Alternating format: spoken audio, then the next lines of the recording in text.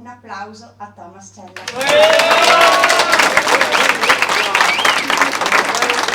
Irene Meneghello.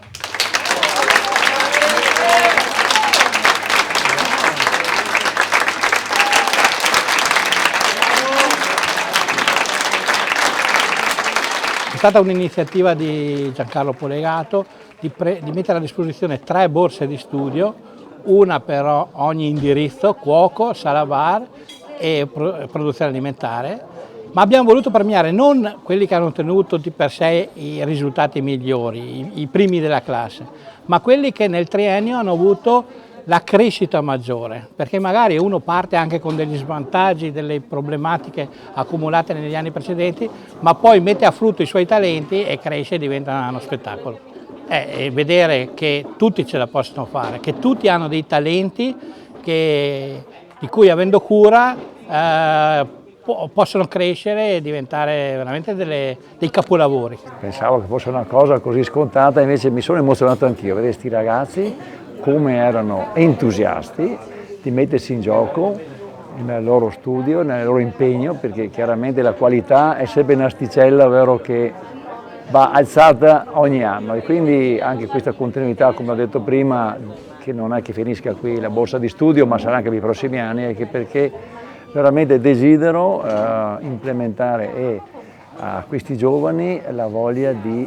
sempre di più di far meglio, perché la ristorazione è quello che potranno fare in futuro nei ristoranti qui in Italia, ma anche nel mondo, è di veri professionisti, perché ci sono tante eccellenze da raccontare e quindi bisogna essere preparati, non solo con la lingua inglese, ma anche con tutte quelle che sono le conoscenze dei nostri prodotti, il vino, il cibo, il prosecco, perché visto che siamo qui a Valdobbiadene, ma tutto quello che è la cultura italiana, che è unica al mondo sull'agroalimentare. Beh, forte emozione sul serio, perché credo che sia stata la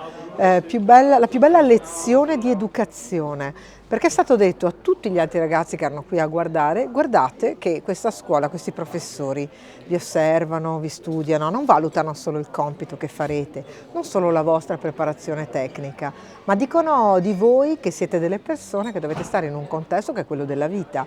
E mi è piaciuto molto quando l'insegnante ha detto: premiamo questo ragazzo perché è stato in una classe molto difficile, mentre tutti gli altri facevano tanta confusione, lui era molto discreto e timoroso, è sempre stato molto rispettoso, ha studiato anche al di fuori dell'orario scolastico, ha dimostrato curiosità, si è preparato, e anche se era il più timido di tutti ha tirato fuori tutta la grinta più degli altri. Ecco, io credo che questo sia proprio il più bel messaggio di educazione e anche di stimolo alla crescita anche nella didattica.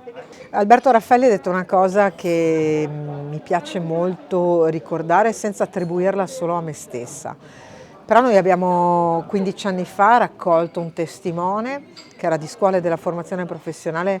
che erano un po' considerate la serie D delle scuole. Le abbiamo raccolte veramente come un testimone di una storia bella del Veneto, cioè quella di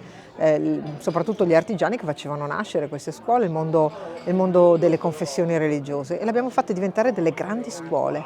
Cioè scuole che hanno molto da dire. Non a caso siamo qui alla DF di Valdobbiadene e il Corriere della Sera, che possiamo definire il più prestigioso tra i quotidiani italiani, nei suoi inserti ha definito questa una tra le scuole più belle d'Italia. E stiamo parlando della scuola della formazione professionale, la nostra scuola. Sono scuole che oggi attirano investitori.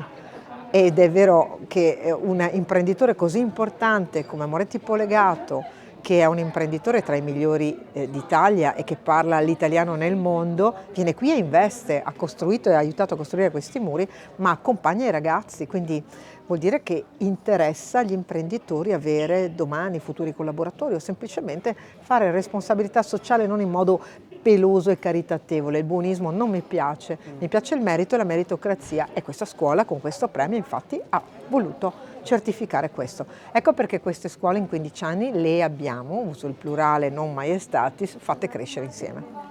Sì, un ente di formazione moderno, come l'assessore Donazzan più volte ha detto, ci ha raccontato e desidera in questa prospettiva in qualche modo dipingere la propria anche politica formativa, noi cerchiamo di interpretarlo, cerchiamo di interpretarlo attraverso le scuole della formazione DF, ma attraverso altre iniziative che la Fondazione, nuovo soggetto gestore di tutte queste realtà, in questi anni ha sviluppato, e quindi l'Accademia delle Professioni, tutto il mondo degli adulti che ripensano le proprie professioni e la propria qualificazione, tutto il mondo della consulenza alle imprese, perché portati i ragazzi all'ingresso nel mondo del lavoro cerchiamo anche di accompagnarli all'interno, cercando di accompagnare quindi l'impresa a rendere più accogliente